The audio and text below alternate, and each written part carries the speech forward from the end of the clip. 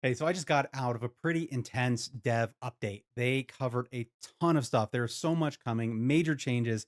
Will it be enough to actually save Diablo 4 right now? There are so many players that have left the game because there's not a lot to do in endgame.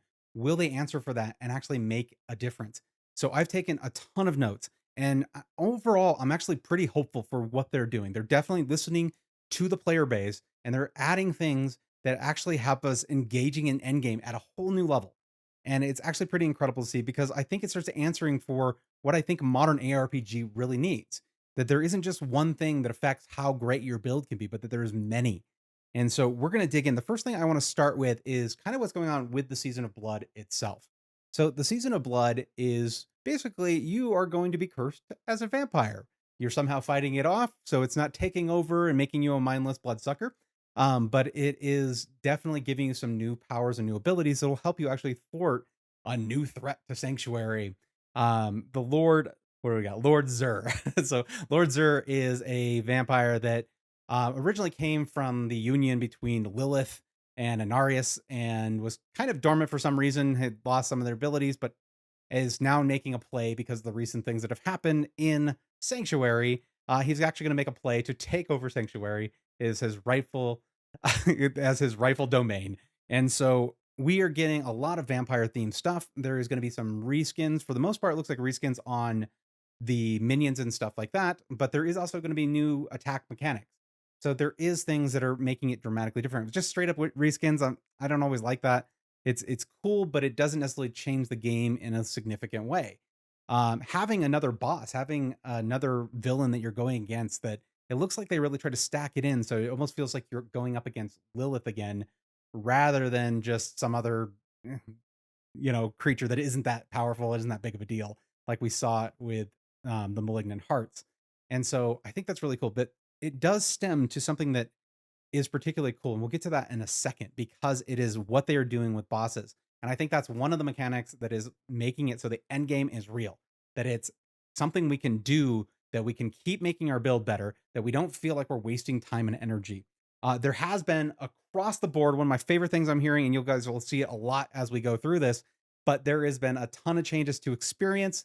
Even more, they're saying that the trip now to level 100 is going to be cut by 40%. So any of you guys that are like the hopeful for 100, not only is there going to be a significant cut to the time it takes to get there, but there's also a lot more to do once you're there because your build is not going to be complete. If you're moving that fast with a lot of mechanics that they have, you are not going to necessarily see your class completely maxed out. And so it gives you a lot still to do rather than that feeling of 100. Oh, I guess I go over Lilith. That's kind of it. So there'd be lots of things to tweak and change. Now, the mechanic that's interesting as far as the season is concerned is how you get new powers. So there's going to be 22 new powers that are affected by you collecting different materials from fighting vampires and different things. They have this connection where, like, the power and ability, there's kind of like a grid. I think you can pick five, if I remember correctly.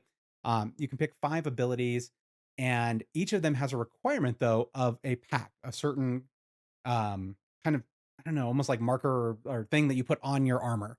So as you get certain packs and you put it on the different armor pieces, it allows you to equip certain gear. And so the ideal is that you can kind of move and get these pack items and then place them on the your armor to basically load up the things that you really want or the abilities that you really want and stack them however you need to. There's additional things with the way that the enemies are marked. You can actually steal their souls and then kick it back with defensive movements, so you can do a ton of damage that way. There just seems to be a lot more in how much the effects or the abilities of the season, the unique mechanics there actually affect your gameplay and fight style. So I was very hopeful to see that. That was exciting to me. Um, I was when looking at this, I'm feeling a lot better about it than I did about Malignant Hearts. Malignant Hearts sounded interesting, and then it really fizzled out, and it didn't seem like it affected the gameplay throughout. They have an additional areas. They're going to add something that it feels more like a Hell Tide. I think that's been consistently one of my favorite activities is there's a high risk reward to Hell Tide, especially when you first get into a world tier that makes it incredible. So what they're actually going to do is they're going to make a special kind of area that is designed for the season. So the thing is going to be called the Blood Harvest, and that what's neat about it is instead of a Hell Tide only being an end game, the Blood Harvest starts right away. and it has a lot of the key mechanics, and it has actually the place where you can selectively grind a lot of the material that you need for getting the new skills in place and being able to equip them and making your character more powerful. It's a pretty incredible thing. They also did this thing where there's blood seekers. These are actually kind of vampires that are hunting you. What I love about the blood seekers, from what I saw, is they are actually based off of our classes. So you're going to be chased down by barbarians and rogues, and I just think that's really a neat mechanic to kind of turn our classes against us and see how that plays out. So they're going to have a certain set skills, and they're it sounds like they're going to surprise us, kind of like the butcher does. So that I just think is a really neat mechanic. The butcher's always been like, holy crap, the butcher's here. Crap, I've got to run. It made added excitement to the game. And it seemed like we really do need that. We need more of that going on. And so these blood seekers can come and find you and track you down. They also have better rewards. So crushing them, you get some of the higher end stuff that allows you to set what the packs on your armor. So the certain type of pack you need, you can start targeting those and pulling them together. So that is kind of the a lot of what's going on in the season changes itself, but that's not where the game changes end. And I actually think a lot of the things that are going to decide if this game is saved or not, if this is going to see a major swarm of player base in season 2, and as people hear about it, are people enjoying it, or are more people willing to come back and try it, is going to be very much determined by the rest of these mechanics. The first one is honestly something to do in endgame. And so what they have actually done, and this is really cool. I'll show you the chart that they have here. So in this chart, this is kind of how they think about the stages of what's going on in the game. And originally, this was missing a lot of the stuff. If you see the stuff in yellow, those are all of the world bosses and how you, or not world bosses, but the new bosses that you can fight. And what's freaking cool about this is it allows you to target farm. So each of these bosses have chance to drop certain uniques. So if you're still trying to get that Tempest Roar, you may be able to figure out which boss actually drops that and then just target, going after them over and over again. That way you're not wondering if you could possibly and just hoping for a thing. I mean, there were some people that didn't get, a Tempest Roar in the beginning until they were like level 95. Like that would have been a nice to have like at level 70 when you first got into World Tier 4 and are trying to get your build tight. Not at 95 and go, oh crap, I've got to switch my entire build now. So what is cool about this is that the different activities lead to the different bosses. So if you see here, Whispers leads to the Echoes of Vershawn. If you're doing Hell Tides, that leads to the Grimoire, the Galvanic Saint. And so what this does that I think is so crucial is it starts to give us a real end game. Depending on what we're trying to build, there's reasons to play all the stuff. There isn't just a let's do more nightmare dungeons until our fingers bleed. Let's actually try doing something else that's more interesting along the way. So targeting the bosses, you get the items you need to kind of unlock these bosses by doing the different things in endgame. So now when you track down that world boss after you've gotten whatever the bonus chest is for that week, there's still reason to continue going after world bosses or going after Legion events. Even though the drops are good and the experience is okay, it's not as good as Nightmare Dungeons, so there wasn't a lot of reason. But they have massively increased the experience on all of these items, and they have given us reasons to do them to unlock the boss.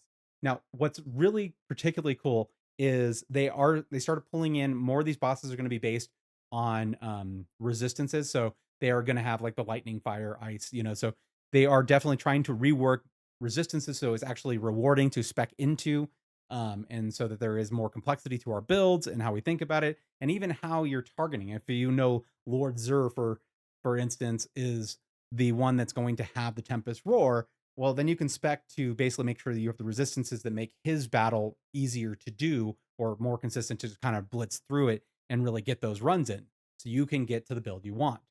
So I think that is a really neat mechanic that does add some diversity on top of the 22 skills, more bosses. I think we'll start seeing what looks like a more modern ARPG endgame, where it's not just Nightmare Dungeons, gear, experience, that's all that's there. And then I try to re-roll anything that's close to get too good, and then eventually I can fight Lilith. And that's the entire from level 70 to 100. That kind of sucks. And so this will give us something we see in other ones, which is, okay, my build's coming out. What do I need next? Okay, I need to go get some bosses. Oh, okay. To get that boss, I have to go do some Hell Tides. So I'm going to start focusing on more Hell Tides. I think it is a really cool mechanic, and every other ARPG I know has something like it that has stood the test of time.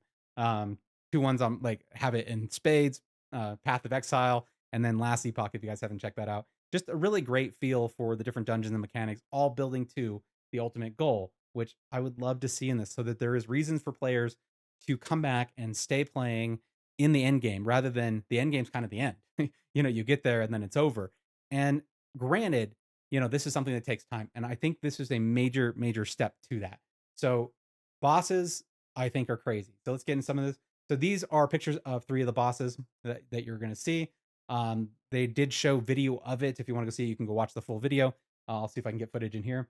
But these bosses were really cool. They're way more complex. They are, I think there's more mechanics to them, so there's more design on how you play them and more interesting things going on. So there is a lot of reasons to get them. Then the unique drops is just really cool. So general improvements. So this is kind of a long list. I'm not going to go through everything. I'm going to go through and just kind of hit the things I think are most important because I don't want you guys to sit here for an hour and a half. So let's go through the first thing that I like: incense. Now there's a reason to incense because it's the experience. So the same thing you get with potions, doing incense also gives you experience bonus. That adds up to the multiplicative bonus on world tier bonus. So before, I don't know if you guys knew, the experience gain was like additive. So it wouldn't be like, oh, I got 5%, so I'd be at 5% on all experience I'm getting. Right now, they've kind of split the difference. So now that there is some base ones that are additive, like the potions, like things you'll get in the season, but then the world tier will be multiplicative over that. So this is where we start seeing, I had mentioned earlier, a 40% in like decrease in the time it takes to get to 100. This is a big part of that.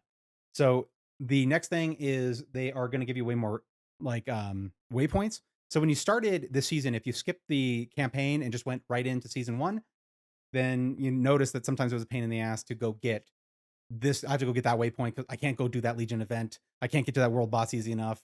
I have to go then just decide to go walk the path again. So they're going to open more that are more critical places to get us to the things that we want. All renown, all of it, all of it will now be transferred over permanently forever. You never have to do renown. You don't have to do the second half. You don't have to do the first half. If you've ever done it in Eternal Realm in a previous season, you are done. You get all the benefits of it. So you get all those extra potions. You get the extra Paragon points when you finally get to level 50. Everything is already unlocked if you've done it once. I love this because I did not enjoy doing any part of the renown outside the very first time and not even all the way through that one.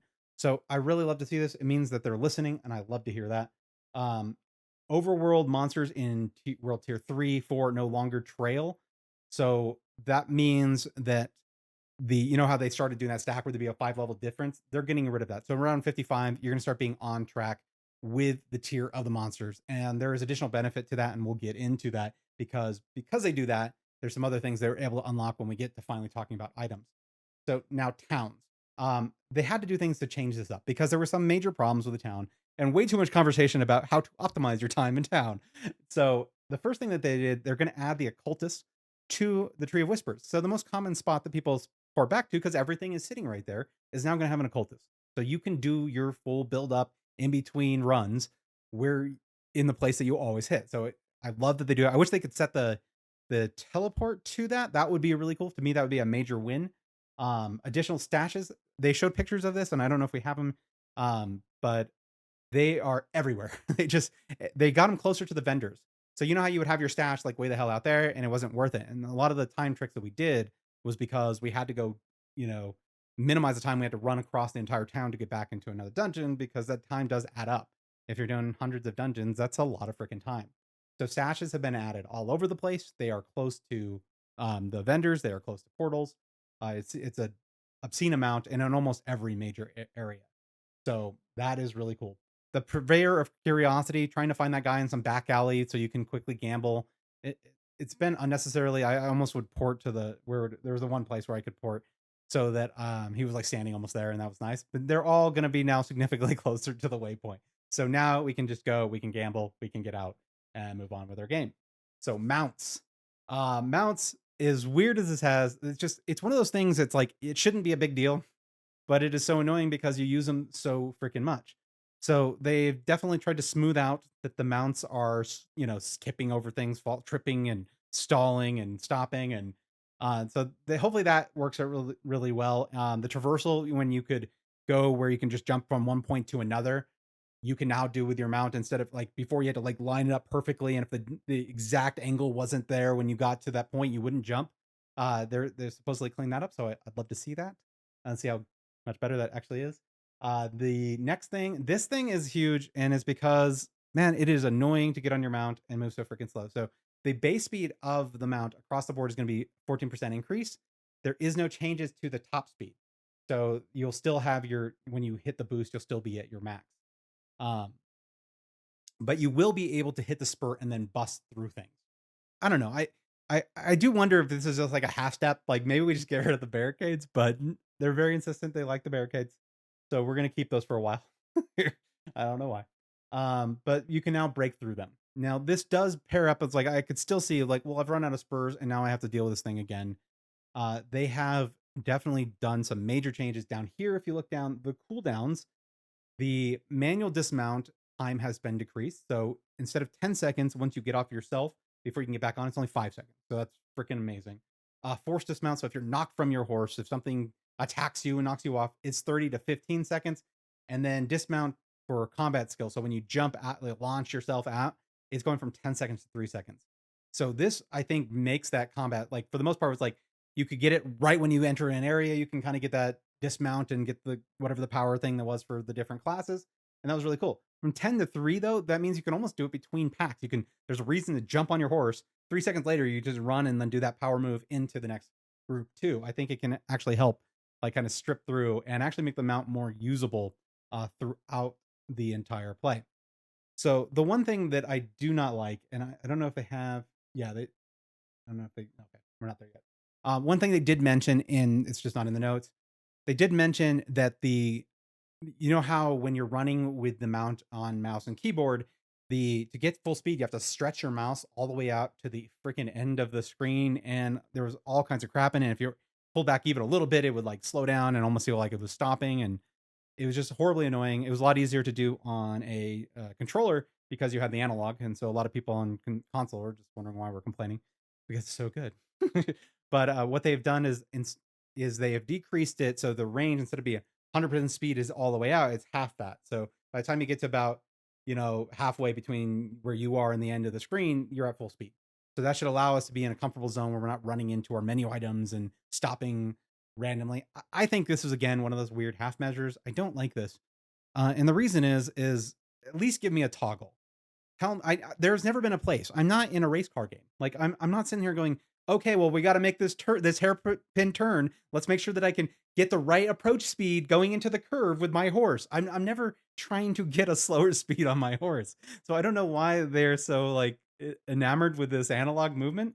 At least give me a toggle and say, okay, fine. If other people like that, maybe the people with joysticks love that effect. But I've never, your horse is not going that fast. You're not missing turns because of how fast you're going. And so if we could have at least a toggle switch that said, hey, always go full speed, I think that would be a much better change here. So now let's get into nightmare dungeons. Nightmare dungeons are where we spend a lot of our time, and there's definitely a need for some serious changes. And I think they are doing this is where I was most excited. If I'm going to be doing something over and over again, I'd like to start feeling like I can get a solid path through it and I can start to really make a difference and I can just blitz it. And that really hasn't been the case up until this point. We all know that if you want to go to 100, this is kind of the only path. I mean, you can take another one, but it's a lot slower. So the first change that they make right here at the top is teleporting directly in. Use a sigil. You are inside the dungeon, not outside loading into another load screen.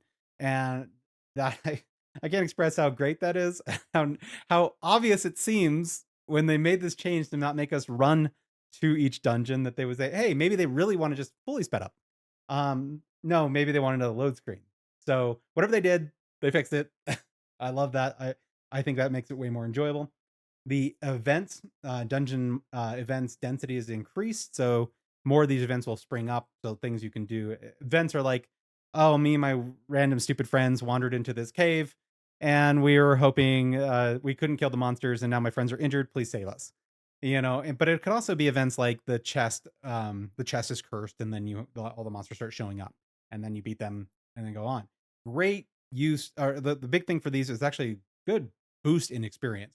not always are the missions very good. Like this example here, they've actually made the NPCs no longer get one shot. I don't know if that's like okay, they'll get two shot, but it's no longer one shot for you to like. I'm going to protect these guys. Oh, they're all dead in 5 seconds or half a second, and there was nothing you could do, no matter where your build's at. So, hopefully that's putting them at least a reasonable life that could keep them alive long enough to make most classes be able to do that. Because it'd be nice to get that extra chest for taking the time anyway. So next is traps. So they made sure that traps are more visible across the board. And it's kind of weird how they did this. They said so CC overall has been greatly reduced. That's not just for traps. And this I freaking love. So they have dramatically taken down the time that you are actually CC'd in the game. So if you're CC'd by anything, if you're frozen, if you hit a trap and are stunned, if you're feared, they've taken that time way down. So it's more of that adds to complexity to the gameplay rather than, "Oh, you're dead." And for as you push into end game, that seems to be more and more what it was, is that you'd have multiple CCs, they lasted way too long, it was easy to get CC'd again, and then by the time you're done, it's just like, you were just dying, and it wasn't about skill or ability, it was just random chance, and it's I don't know, I find that annoying. I was like, if you're playing the game and you can't kinda get to a place where you really have the skill to do it and you're just getting popped, I understand fighting higher difficulties and the monster's just doing more damage and then making that call to go to a lower dungeon. But being able to take a higher dungeon, well, except if you're triple CC'd, that didn't feel fair. So I hope this is getting to a place where we feel like we can be CC'd and still play our game. We can still move on. Now, with the experience boost, they also moved the Paragon glyph because that was actually a concern of mine. There is still a lot of leveling up of these glyphs after you push heavy into the levels for the most part. Especially if you want to level up like glyphs for different things. If you want to do PvP, you may want to run a different set. If you're going after Uber Lilith, you may run a different Paragon board. And so by the time you're leveling up all these glyphs, having an increase here, I don't know exactly what the numbers are, but this is a big improvement on leveling to 100. So Nightmare Dungeons, Backstabbers, these little changes to the affixes, I'm not too worried about it. They basically made things where you can't get one shot, you don't suddenly die for no reason.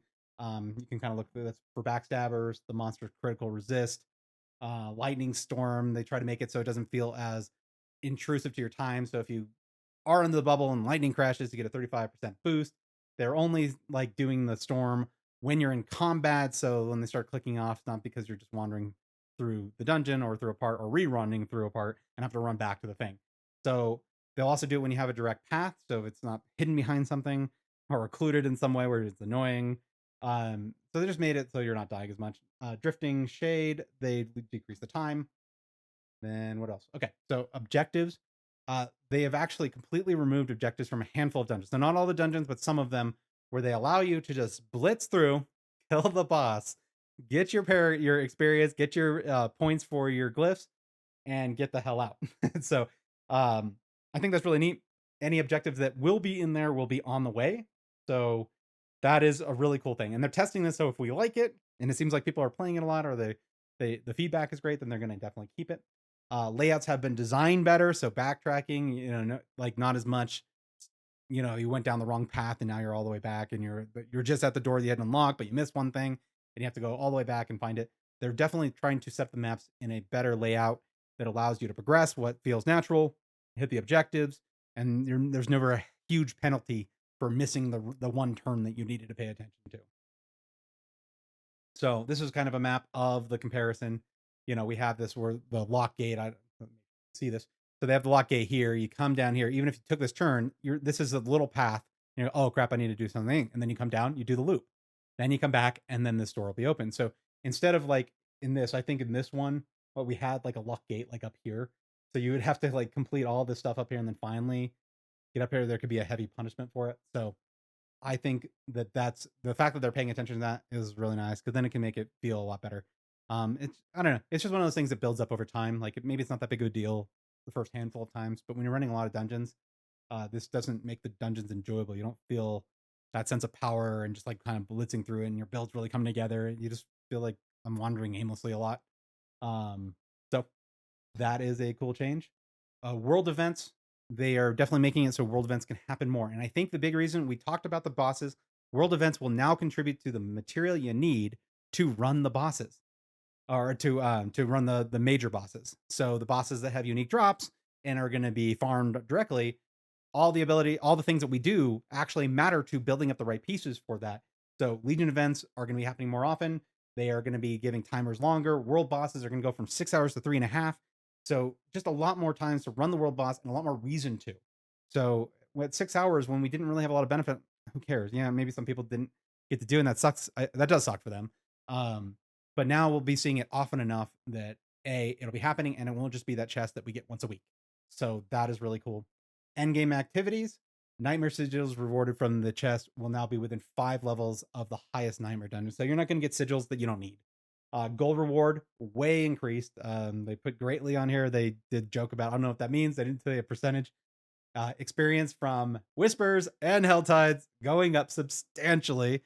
So maybe we can actually get experience and level by doing some of these other activities, because I think that's all it needs. I don't think nightmare dungeons are inherently just horrible. It's just that we could only do them. There was no rotation.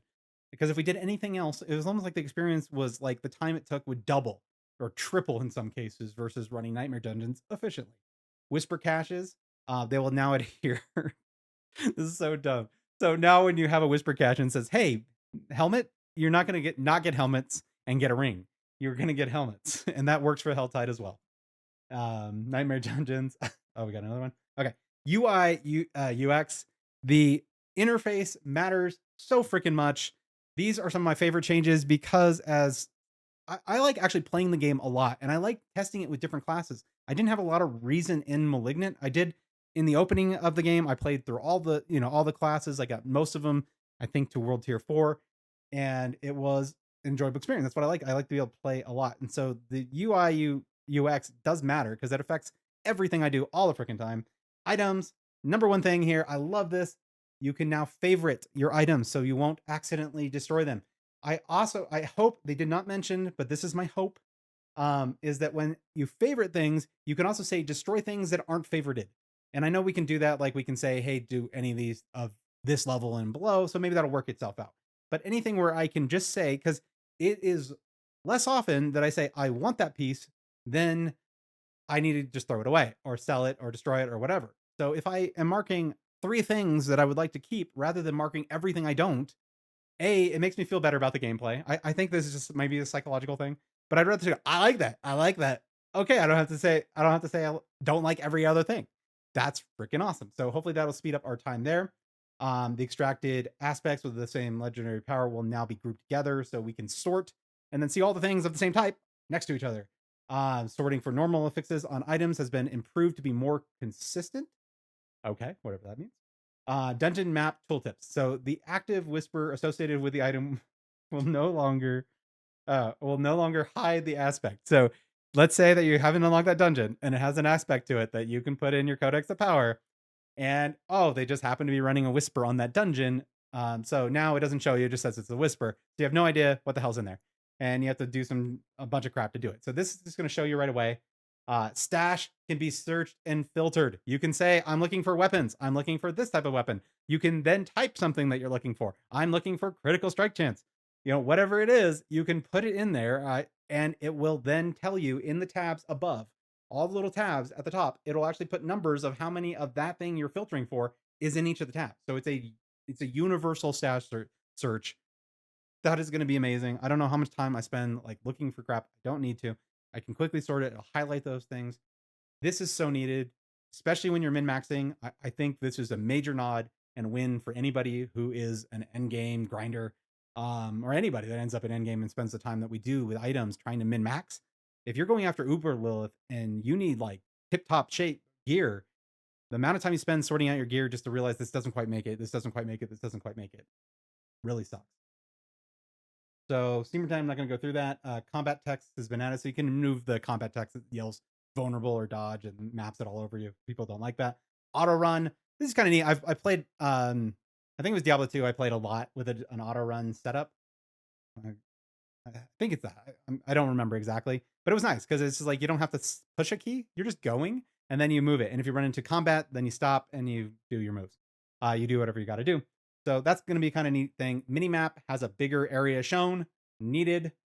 Gems are no longer rewarded, so we're not picking up 7 gems and 1 piece of gear that I might care about. Gems I don't need. They're now gonna pick up gem shards. I hope that's an auto pickup that we're not clicking on. I didn't get confirmed, but the shards don't go into your bag. They go into your materials, and so they add up. And then when you go to the gem crafter, you can decide what gems to make with the shards you have. So the gem will become a real bag item when you make it, but you're not sitting on massive stashes of gems that you've had to collect, because you might eventually break them down into larger gems. You will just go make the gem you need, slot it into your gear, and you're good. And so I think that for the most part, that keeps this the hell out, or at least, yeah, it keeps most of the gems just the hell out of our bag. Well, all the gems out of our bag, other ones we're actually using. Enchantment costs have been updated. So this is kind of weird. There's been an issue. If you're getting an end game and you want one, you basically found the perfect roll, and you need one stat to be different. You need the bracer to actually be skill points to your main skill, whatever that is. And you roll and you roll and you roll, and it just keeps going up exponentially, and it freaking feels like it's never going to happen. And eventually you're rolling like 12 million rolls, 12 million per roll. It gets nuts. And so what they've done is they made the initial cost of rolling higher. I don't know how much higher. I don't know exactly. But then it's a much more gradual increase rather than what we've been seeing. This next thing, the crafting materials will drop in the place of lower items. This is freaking cool. If you are in World Tier 3 and you are looking for sacreds, you will no longer drop things below a sacred. You will still drop your legendaries of all types, because you still might need the aspect, but everything else will be, instead of dropping that, it'll drop crafting materials. So that allows us to make more potions, and maybe the potions we really want. So we can actually run better potions all the time, but at least it's something more valuable than a bunch of stuff, gear you never want to see, and you're basically now just sorting to not pick it up or whatever the hell you want to do with it. But this is really nice. World Tier 4 is going to have the same cap, but with Ancestral. I love this change. I think that it's so annoying. Just, it's already hard enough to find the piece you want, but to be picking up things that don't even have a chance to be it, and they're everywhere, and it's nuts. So this, I think, cleans up that big problem. That's gonna be awesome. Higher level monsters, higher level gear. That's what this is saying. They have definitely done things to increase in this entire thing, to increase the level of the gear and the focus on it, so that as you get into it, what's really nice, because when I first heard this, I was like, oh man, this might be a loss, because what they might have done is kept like the notch from the level you are, the notch of the gear you can have. So you hit level 70, maybe you can only get up to, an item level that's at the lower end of the range of all the gear. But what they did is they made it so the full range is still there, like what we have it. And then as you level up, the range becomes tighter to leveling up. So you can still drop really great rolls of the items early in World Tier 4, which I love to hear, because some of the pieces like I got really early were so good that I could just roll the best aspect I had on it. I didn't have to save anything back. I could just fully upgrade that thing and be done with at least that slot. And then I'm just hyper targeting on other things. And so that's still an option. But as you level up, the item level power starts to get tighter and tighter and tighter. So you're only getting things that can be the top of the build eventually as you go up. Major improvement. Whisper caches no longer are going to suck it the way that they have sucked. They are going to have item powers that are 10 levels higher if you're opening a regular chest, and 20 level item power higher than the average reward at that time if you're opening up one of the enhanced ones, the upgraded chest, the ones that I think they like border it with like yellow. It's brighter in some way. But if you pick those 20 levels above, Helltide caches rewards are all 20 levels above. So freaking awesome. Much better improvement for gear and a higher chance of getting great gear. I mean, the amount of time I've done all the work to open up a bunch of whispers and found that this was the most unrewarding thing I had ever done. Let me go do some more nightmare dungeons or run a Helltides, and I barely made it just in time, got the chest, and garbage came out. This is going to make it so that happens a lot less, because we also are only rolling the gear for that type for that world tier. So amazing. I really do like it. Okay, so the Helltides we got. So that is it. So those are the major changes for this. Now, is this going to save Diablo 2? Is it at least, or Diablo 4? Is this at least going to bring up our average player count? And I don't think right away, but I think it will bring back some of the hardcore players, some of the people that want to push heavier into the game, or people who just kind of have been gradually leveling up as they went through. This gives them an opportunity to play a much better game than what we saw in release. Experience coming down, and the increase or the decrease in the time it takes to get to 100 from hundred by 40% is just between the Malignant Hearts and this season. So that is just absolutely insane. Now, I do have some additional notes and there's things that they did not cover, some announcements and stuff that are coming down the line because so much of it actually does matter. But let me just check and make sure I'm covering the things. We got the upgrades, balance. So they are still doing, there is more changes coming. So there is another update, and I'll definitely be covering that. And they're going to be talking about balance changes to the class, the gears, to resistances, how those are going to actually work. What's going to happen to the different unique gears? There is new gear coming. So what are the new uniques? Um, there is going to be updates repeatedly for UI and stuff throughout the season. They already have those planned. It sounded like they were just very hopeful in comparison to a lot of what they were going through before, and that they think that they finally have the time with season 2 to do it right, to do a lot of the stuff that we asked for, and just keep it moving up. So these are the great changes. My honest thoughts at this point, I'm in. Honestly, I'm in for the storyline for season 2. Regardless, I think I will play any of the storyline mechanics. And right now, the way I feel about it, until I get to experience myself, I don't know 100%. But the way I feel about it, I think this makes a significant difference. I did not have a plan to 100% go to a level 100 with my class in world tier or in season 2, but I I now think that's more likely. That once I get there, I'm gonna want to go fight the bosses. I am gonna want to go grind for the special unique gears. I'm gonna want to see new stuff. The power that comes out of what's happening in the season mechanics is gonna be incredible, and I do want to see what new builds are gonna come out of that. I'm way more excited about that than I was definitely before this. So that is my take. If you guys are playing Diablo 4 right now and you're trying to speed up your nightmare dungeons, make sure that you check out this video.